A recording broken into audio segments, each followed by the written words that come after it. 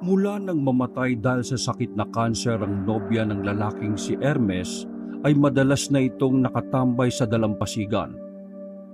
Malapit din kasi yon sa kanilang bahay, kung lalakarin ay halos 1 minutong lakaran lamang. Ang dalampasigan na yon ay nagsilbing sentro ng alaala ng binata tungkol sa kanyang dating nobya. Madalas kasi noon nakasama ni Hermes ang dalaga para panoorin ang paglubog ng araw. Sa araw-araw na pagtambay ni Hermes sa dalampasigan, ay napansin na ng mga tao ang kanyang pagbabago. Isa na si Toto, ang nakakapuna sa malaking pagbabago ng kanyang kuya Hermes.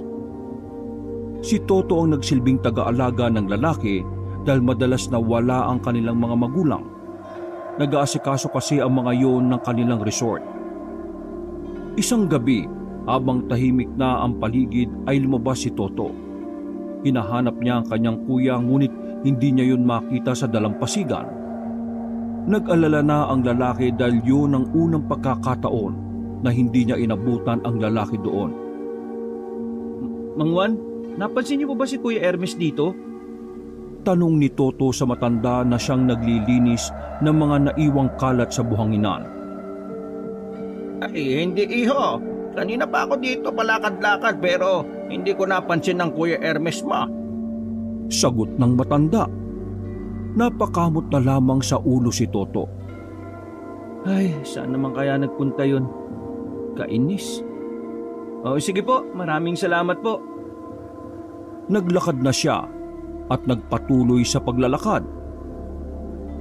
Hindi siya nakontento at nakarating na siya sa pinakadulo ng dalampasigan. Yun ang parte na hindi na napupuntahan ng mga tao. Kahit ang mga mangingisda ay iniiwasan ng lugar na yon dahil sa mga kababalaghang nangyayari doon sa nakalipas na taon. Madilim na at malamig ang simoy ng hangin. Napapaplos pa si Toto sa sariling braso habang naglalakad. Napatigil siya nang mapansin ng isang kuweba.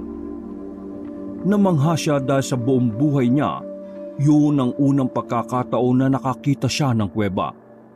Isa pa, wala naman siyang naririnig na kwento tungkol sa pagkakaroon ng kuweba sa kanilang isla. Napailing na lang siya. Kuya Hermes? Tawag niya, ngunit walang tumutugon sa kanya. Dinukot niya ang kanyang cellphone at binuksan ang flashlight. Nung mga sandaling yon ay may kakaibang nararamdaman ng binata. Para bang may humihila sa kanya at nagsasabing pumunta sa kuweba. Hindi na niya napigilan ang sarili. Naglakad siya papunta sa kuweba. Pagtutok niya ng ilaw sa kabukanan ng kuweba, nakita niya agad ang kanyang kuya Hermes. Wala nang malay at nakadapa lamang sa lapag. Kuya Hermes! Sigaw ng binata. Hindi malaman ni Toto ang kanyang gagawin. Hindi niya rin kasi kayang buhatin si Hermes dahil malaking tao ang lalaki. Sinubukan niyang tawagan ng kanyang mga magulang, ngunit walang signal sa parting yon. Sandali niyang iniwan ang kanyang kapatid. Tumakbo siya pabalik. Maswerte namang may nakita siyang 2 bangkero. Mga kuya, pakiusap! Tulungan niyo ako! Yung kuya ko! Walang malay kong natagpuan! Please, sumunod kayo sa akin! Sumama ang 2 bangkero. Nag-aalangan pa nga ang 2 yun nang malaman kung saan sila pupunta. Pagdating nila sa kuweba ay agad nilang pinagtulungang buhatin si Hermes. Mabuti na lamang ay malakas ang pangangatawa ng 2 bangkero kung kaya't mabilis nilang nailayo ang binata doon. Inilapag ng 2 bangkero ang lalaking si Hermes sa dalampasigan. Sinuri ng 2 ang paghinga ng binata. Humihinga pa ang kuya mo. Pero ano ba nangyari dito? Tanong ng isang bangkero na may kapayatan. Hindi ko po alam eh. Madalas lang naman siyang nakatambay dito sa dalampasigan. Pero ngayon, doon ko siya natagpuan, sa kuweba. Sagot ni Toto. Muling binuhat ng 2 ang binatang si Hermes. Nakiusap si Toto na dalhin ang kanyang kuya sa kanilang bahay. Pagkarating nila sa kanilang malaking bahay ay nagulat ang taong inabutan nila. Kasama na roon ang kanyang mga magulang na nooy may kausap na business partner. Oh my God! What happened to him? Tanong ng nanay ni Toto na si Imelda. Natataranta itong lumapit sa walang malay na si Hermes. Toto, di ba sinabi ko naman sa iyo, huwag mong pababayaan ang kuya mo? Alam mo namang depresyang taong yan. Paninisi naman ng ama ni Toto na si Rene. Pa, hindi ko naman siya pinababayaan eh. Hindi ko nga alam kung bakit yun napunta sa kuweba eh. Sagot ni Toto. Sa sinabing yon ay napatayo ang business partner ni Imelda na si Hugo. Kuweba ba sinabi mo? Tanong ni Hugo na hinarap pa si Toto. Opo, doon ko siya natagpuan ng walang malay eh. Pinatabi ni Hugo ang ginang na si Imelda. Sinuri ng hindi pa namang katandaang lalaki ang katawan ni Hermes. Pinatanggal niya ang damit at ang pang-ibaba. Nakabrief na lamang ang lalaki nung mga sandaling yon. Sandali, Mr. Loizaga, anong ginagawa mo sa anak ko? Tanong ni Imelda. Hindi siya pinansin ng lalaking si Hugo. Meron itong hinahanap sa damit at short ni Hermes. Mga ilang sandali ay may nakita itong kaliskis na kasing laki ng pisong barya. Mrs. Tanyag, kaliskis ng sirena ang nasa damit ng inyong anak. Sabi ni Hugo na siyang kinalito ng lahat. Sandali po, kaliskis ng sirena? Paano pong nangyari yun? May sirena dito sa dagat natin? Tanong ni Toto.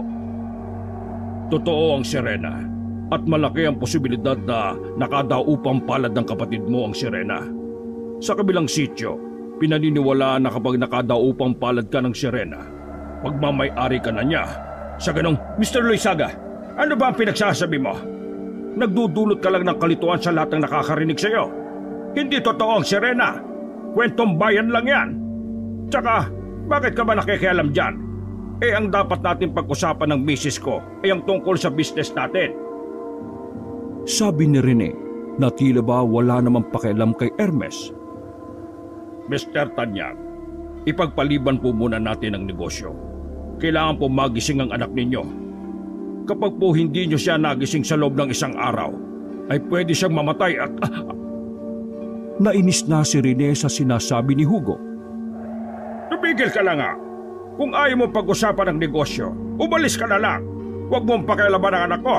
Magigising din yan. Inawat ni Imelda ang kanyang asawang nanggagalaiti. Hindi naman makapaniwala si Toto na parang wala lang ang kanyang kuya Hermes sa paningin ng kanilang ama. Ma, pa, pwede ba? Asikasuhin niyo muna si kuya. Sabi ni Toto. Isa ka pang tao ka. Wala kang silbi sa pamilyang ito.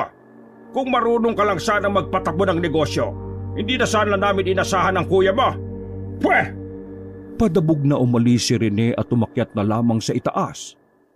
Pakidala si Hermes sa kwarto niya at tatawag ako ng private doctor. Bilis! Utos ni Imelda sa mga boy nila. Naiwan sa sala si Toto at ang lalaking si Hugo. Wala ka bang ibang napansin sa kapatid mo nito mga nakaraang araw? Tanong ni Hugo kay Toto. Bago ko sagutin yan, pwede ko bang malaman kung bakit marami kang alam sa ganitong bagay? Tanong ng binata. Bumuntong hininga si Hugo. Sa parehong lugar natagpuan ng kuya ko, mag-iisang dekada na ang nakakaraan. Tulad ng kuya mo, nakitaan din namin siya ng kaliskis na kasing kulay ng nakita natin kanina. Walang naniniwala sa akin noon na nakita ko si kuya na yakap ng sirena. Binaliwala nila ang sinabi ko kaya isang araw makalipas, hindi na gumising si kuya. Sandali po, totoo ba yan? Oo, delikado kasi talaga ang kuwebang yon. Kwento sa akin ng lola ko noon. Nung unang panahon, tambayan daw ng mga sirena ang kuwebang yon. Lahat ng magagawing tao doon, hindi na nakakauwi. O yung iba naman, hindi na raw nagigising. Kadalasan sa biktima nila ay puro lalaki. Saad pa ng lalaki. Nagtatayuan ang balahibo ni Toto sa mga sandaling yon. Malaking parte ng utak niya ang naniniwala sa sinasabi ni Hugo. Kaya nga habang maaga pa, umanap na kayo ng albularyo. Bukas sa parehong oras, kapag hindi pa siya nagising, habang buhay na siyang matutulog at kalaunan mamamatay. Kagaya ng nangyari sa kuya ko. Malakas ang tibok ng puso ni Toto sa mga pagkakataong yon. Napaupo na lamang siya sa sofa. O paano? Mauna na ako. Kunin mo itong calling card ko. Tawagan mo ako kapag kailangan mo ng tulong ko, ha? Wika ng lalaking si Hugo at lumabas na rin ng kanilang bahay. Pinuntahan ni Toto ang kanyang kuya Hermes na wala pa ring malay. 10:00 na ng gabi. Dumating ang kanilang doktor na galing pa sa bayan. Sinuri ng doktor. Base dito ay normal naman ang lahat sa lalaki. Nawalan lang daw yun ng malay dahil walang maayos na kain si Hermes. Nakahinga ng maayos si Imelda. Ngunit hindi mapakali si Toto. Pakiramdam niya ay may kakaibang nangyari sa kanyang kapatid. Malakas ang kutob niya na totoo ang mga sinasabi ni Hugo. Si Toto ang nagbantay kay Hermes noong mga sandaling yon. Sa gilid ng kanyang kuya ay naglatag siya ng banig sa sahig. Mga bandang 4:00 ng madaling araw ay naalimpungatan si Toto. Naramdaman niya kasi na tila ba may tao sa loob ng silid bukod sa kanilang dalawa. Madilim ang silid. Pagsilip ni Toto, may nakita siyang babae sa tabi ni Hermes.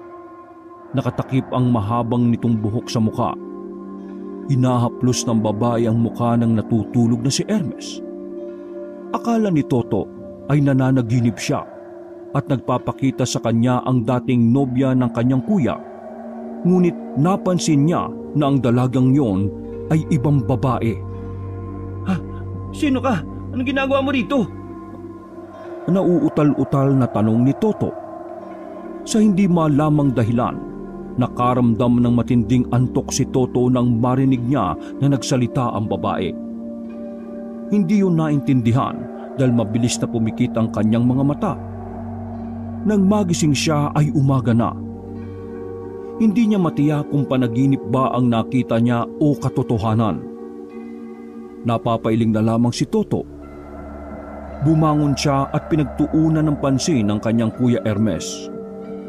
Nagsalubong ang kanyang kilay nang mapansin na basa ang gilid ng kama. Piniga niya ang sapin at may lumabas na tubig doon. Tinikman niya ang tubig at nagtaka siya dahil maalat yon. Indikasyon lamang yon na yon ay tubig dagat. Sa mga sandaling yon ay bigla na lang siyang kinilabutan. Ha? Sirena? Sirena ba yung nakita ko kagabi? Nauutal niyang tanong sa kanyang sarili. Sinabi niya yon sa kanyang mga magulang ngunit sa kasamaang palad, hindi naniwala sa kanya ang mag-asawa. Nagalit pa sa kanya ang kanyang mga magulang. Ikaw, Toto, ha? Wala ka nang ambag sa pamilyang ito eh. Naniniwala ka pa sa sinasabi ni Mr. Loizaga? Sa halip na nag-aasikaso ka ng guest sa resort natin, yan ang iniisip mo.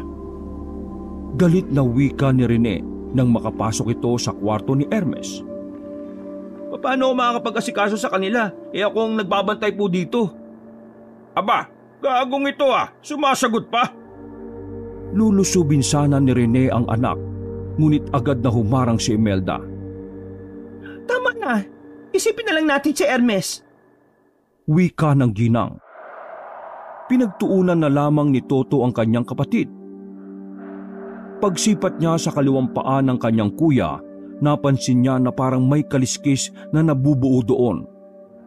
Hindi na lamang niya yun sinabi sa mga magulang niya.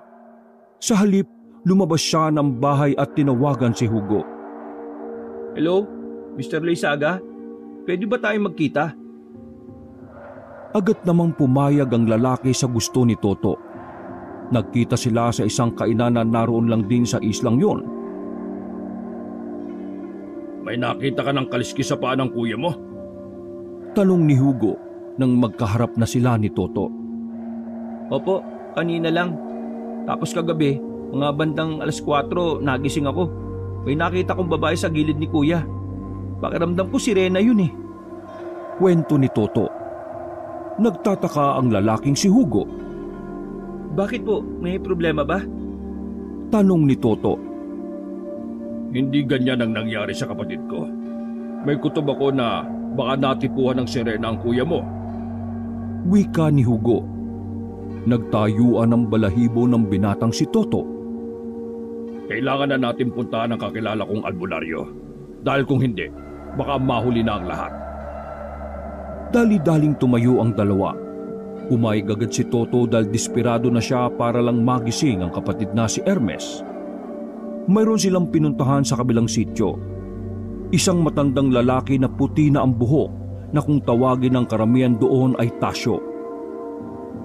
Pagdating ng gabi, isinama nila ang albularyo patungo sa bahay nila Toto.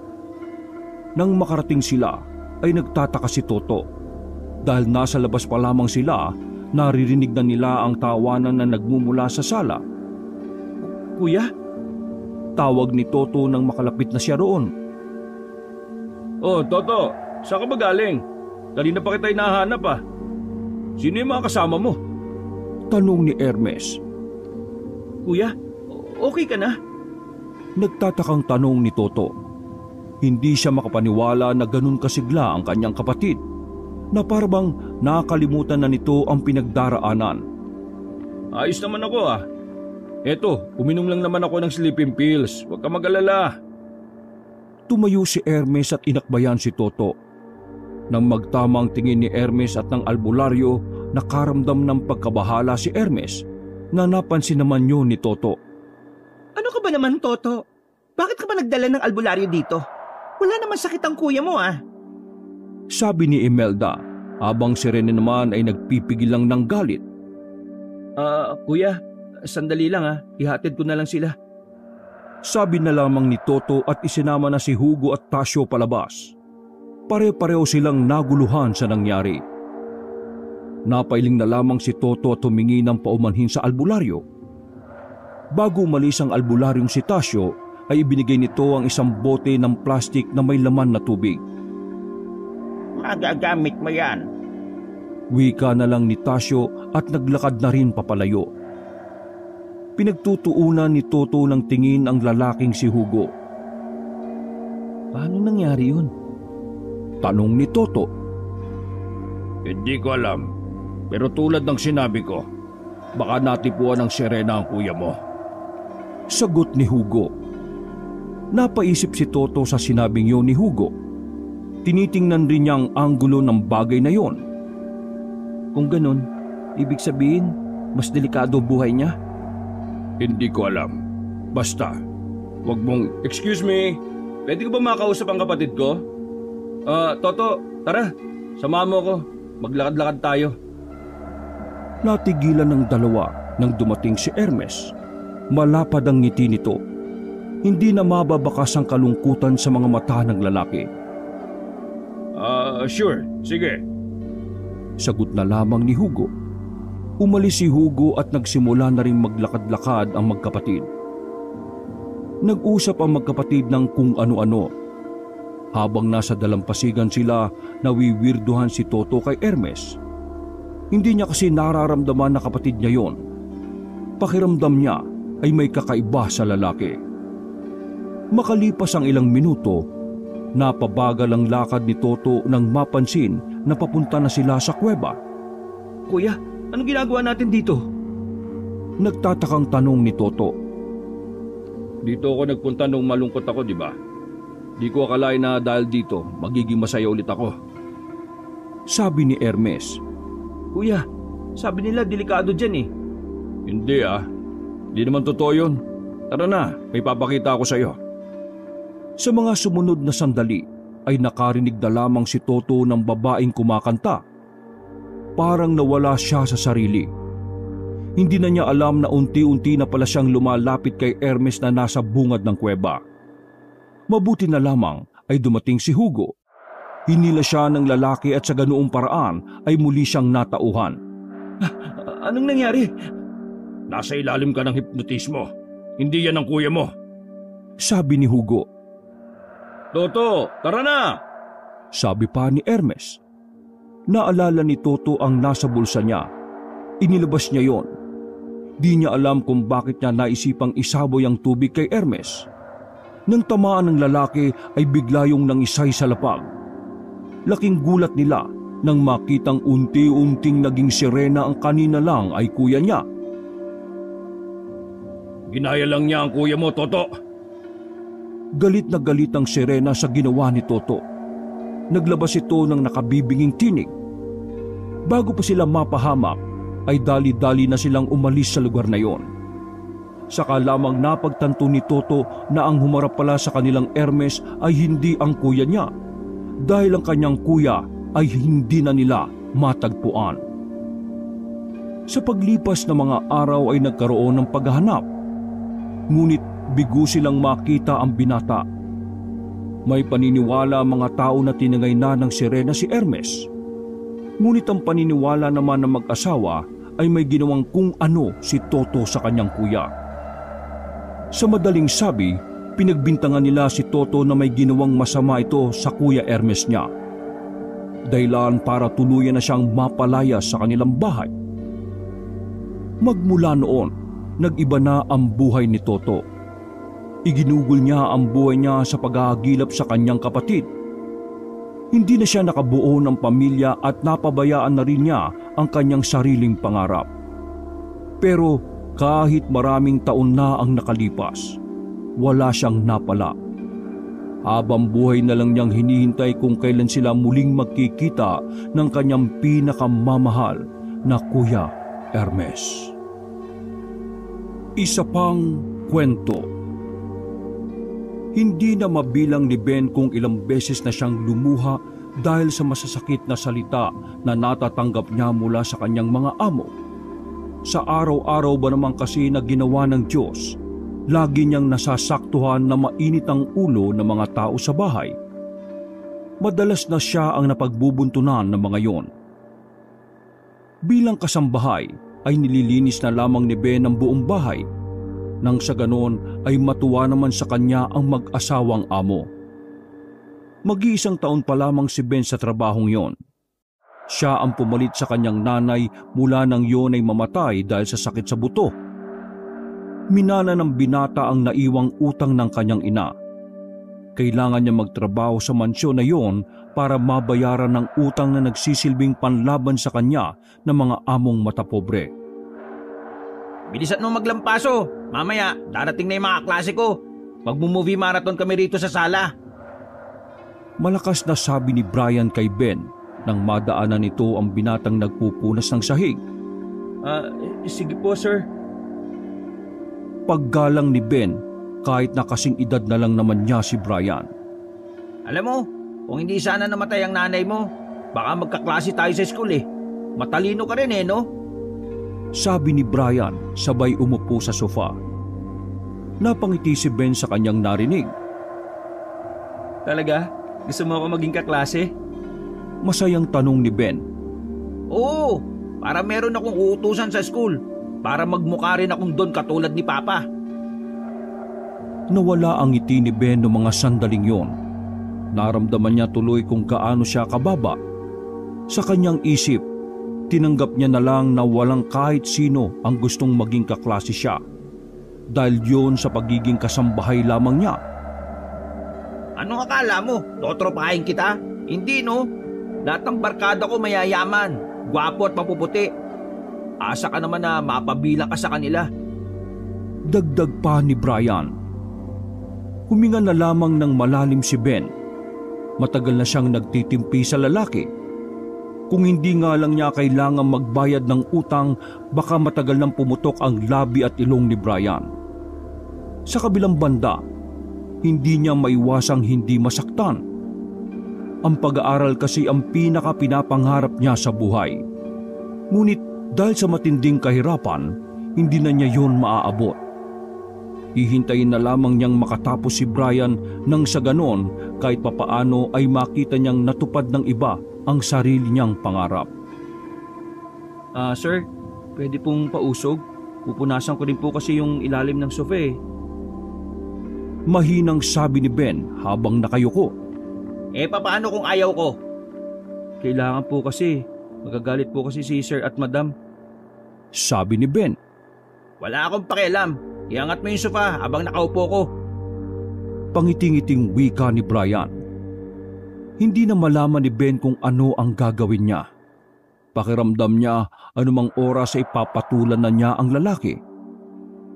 Mabuti na lamang ay dumating na ang bunsong kapatid ni Brian, si Nonoy. 8 taong gulang pa lamang. Sa pamilya nila Brian, ang bata lamang ang may magandang ugali. Kuya Brian, inaaway mo na naman si Kuya Ben. Sabi ng bata nang makalapit ito sa kanila. Ikaw, Nonoy, huwag kang makialam. Malis ka. Alis! Kuya, ang bad mo. Nag-work si Kuya Ben para may makain siya. Tapos ikaw pinahirapan mo siya. Di ba sabi mo, ayaw mo maging katulad ni Papa kasi lagi niyang inaaway. Kasi mababa ang grades mo.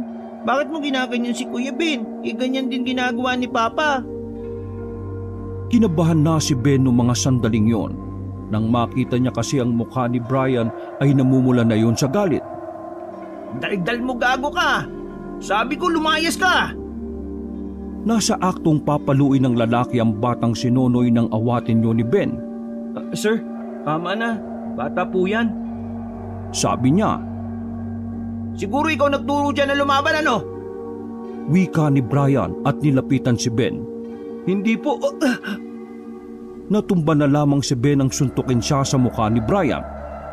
Isusumbong kita kay Papa at Mama. Tinuturuan mo maging gago si Nonoy. Ikaw kaya ang bad. Sabi ng bata. Halika nga rito.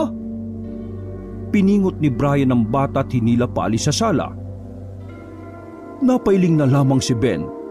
Inakala niya na doon na matatapos ang kalbaryo niya nung gabing yon. Ngunit nang dumating ang mag-asawa dakong 9:00 ng gabi, bigla na lang pumasok ng kwarto ni Ben si Don Gardo. Bakit po? Anong kasalanan ko? Naiiyak na wika ni Ben. Alam niya kasi na makakatikim na naman siya. Natututo ng sumagot si Nonoy. Ikaw nagturo sa kanya, no? Halika rito! Kinaladkad ni Don Gardo ang binatang si Ben. Dinala ito sa likuran ng mansyon at pinadapa sa lapag. Hindi ko po siya tinuturuan. Maniwala po kayo. Ngunit hindi siya pinakinggan ng Don. Pinagpapapalo siya ng makapal na sinturon sa likod. Sa sobrang lakas ng paggagupit ay lumalatay talaga ang hugis ng sinturon sa kanyang bala. Halos 10 minuto siyang sinisinturon ng lalaking amo. Nang magsawa yon ay saka lamang ito tumigil. Kapag narinig ko pang sumasagot si Nonoy, mayayari ka ulit sa akin. Tandaan mo, malaki ang utang ng nanay mo sa akin. Kaya ayusin mo ang buhay mo rito. Galit na umalis ang Don. Naiwan lamang na nakadapa ang binatang si Ben sa sahig. Hingal na hingal siya dahil sa hapdi ng pagkakalatay sa kanya. Hindi makabangon ang binatang si Ben nung mga sandaling yon. Maya-maya lang, isang lalaki na hindi pa naman katandaan ang dumating. Palagay niya ay nasa edad 40 hanggang 45 lamang yon. Tinulungan siya ng lalaki na makatayo. Dahan-dahan siyang inakay. Hindi na namalaya ni Ben na nawalan na siya ng malay. Nagising na lamang siya na nasa isang bahay na siya na hindi pamilyar sa kanya. Sandali.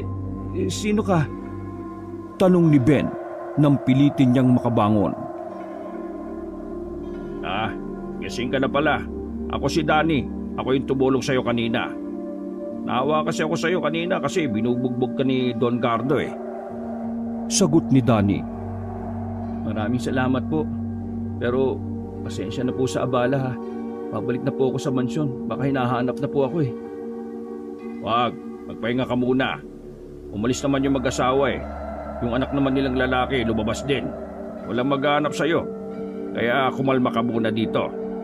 Sabi pa ni Danny. Kilala mo po ba sila?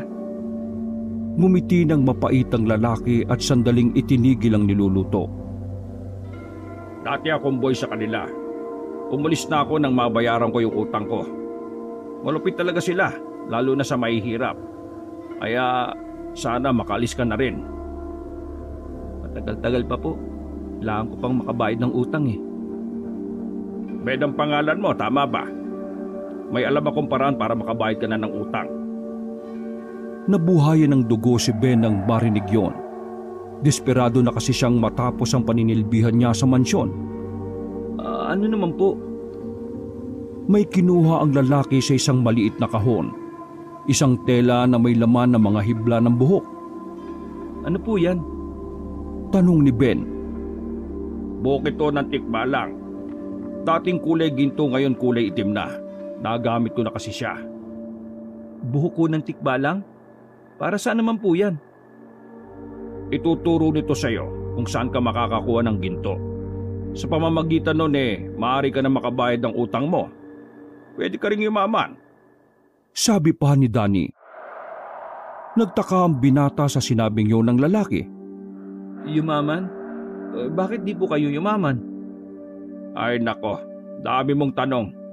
Kasi hindi ako marunong humawak ng pera, kaya naubos. Diyos ko. Hinawakan ni Ben ang hibla ng buhok.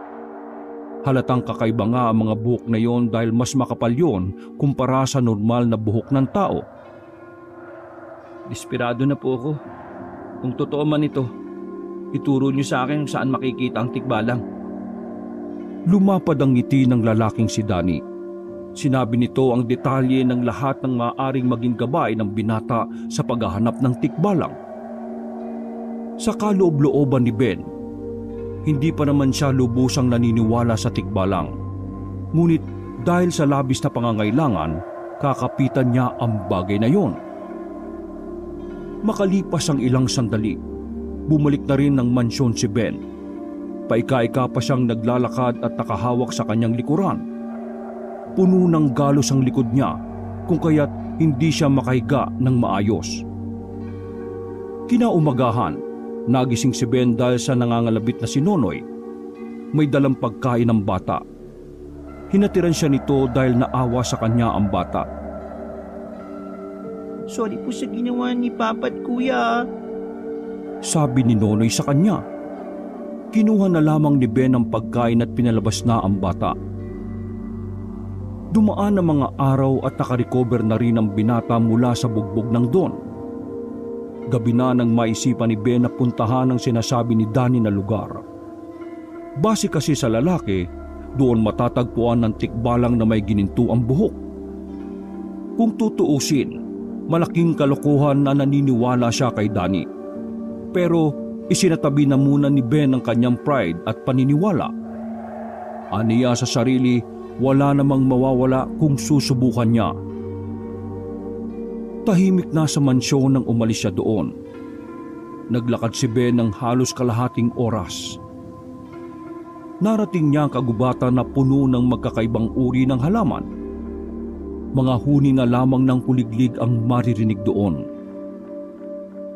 Nakita ni Ben ang isang abandonadong bahay na base kay Danny, doon daw naninirahan ng tikbalang. Marahan at maingat na lumapit doon si Ben. Nasa labas pa lamang siya, naririnig na niya ang ingay na nililikha ng kabayo. Malakas ang kutob ng binata na yun ang sinasabing tikbalang. Maya-maya pa, narinig na rin niya ang mabibigat na yabag ng paa. Dali-daling nagtago ang lalaki sa gilid ng gate. Pagsilip niya, nasipat niya ang matangkad na nilalang, kalahating tao at kalahating kabayo. Makisig ang pangangatawan ng tikbalang, ngunit ang mukha nito ay nakakatakot, kulubot at maraming buhok. Pinagpapawisan dahil sa kaba ang lalaking si Ben. Hindi niya inakala na totoo pala ang sinasabi ni Danny. Paglabas ng tikbalang sa gate, pasimpleng pumasok si Ben sa bahay. Pagtapat niya ng flashlight sa sahig, nagkalat ang mga ginintuang buhok ng tikbalang. Dahil doon, hindi niya kinailangan pang magpakahirap.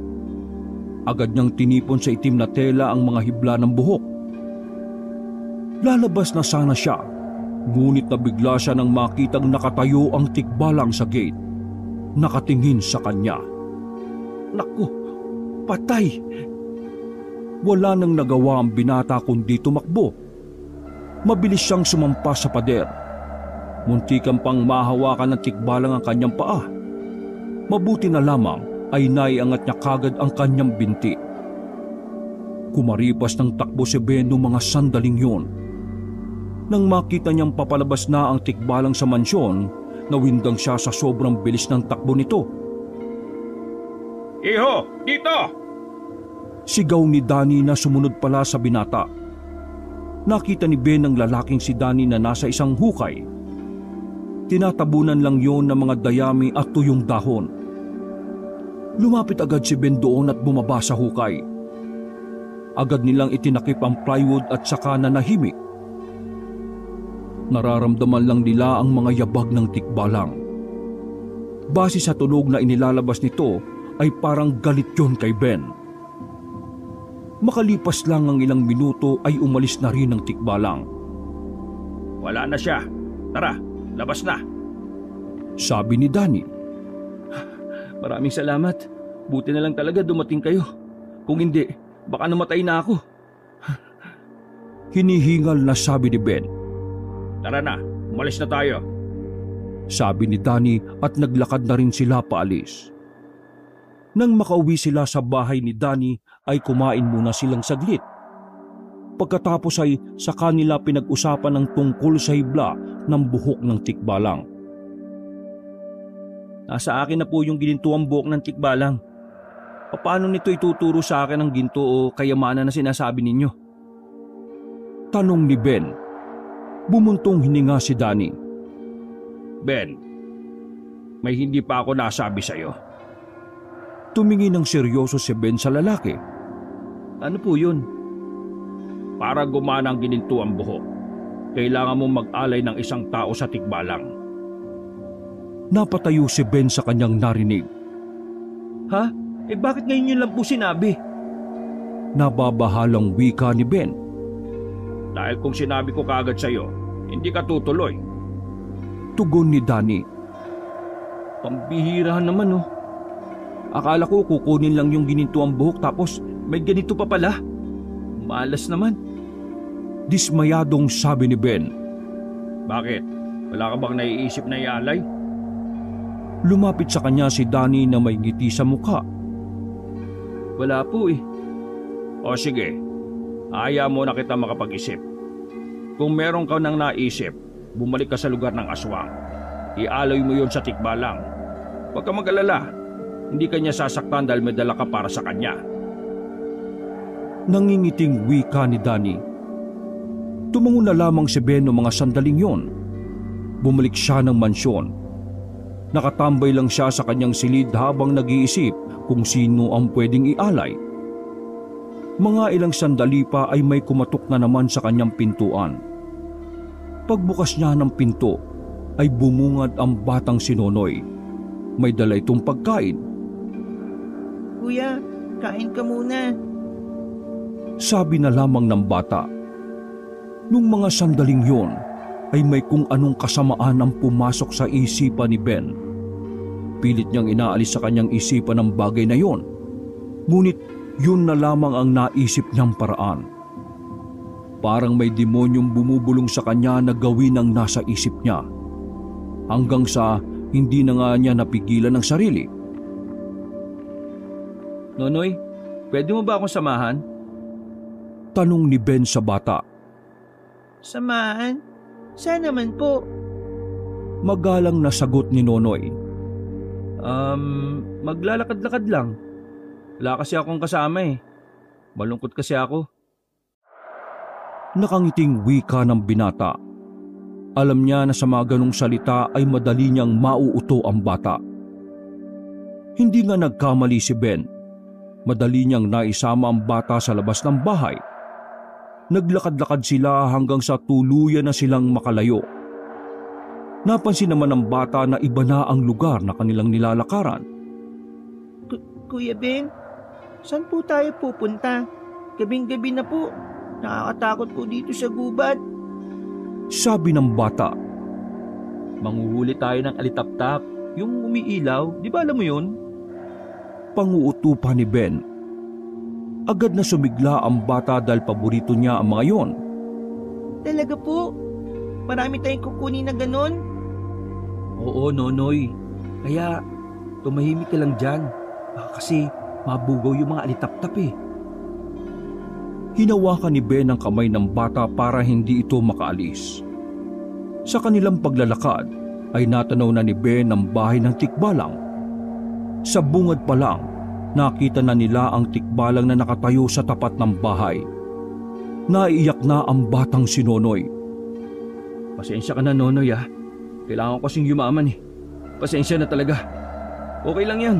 Tutal, lagi naman ako inaalipusta ng pamilya mo eh. Ikaw na lang ang kabayaran. Wika ni Ben.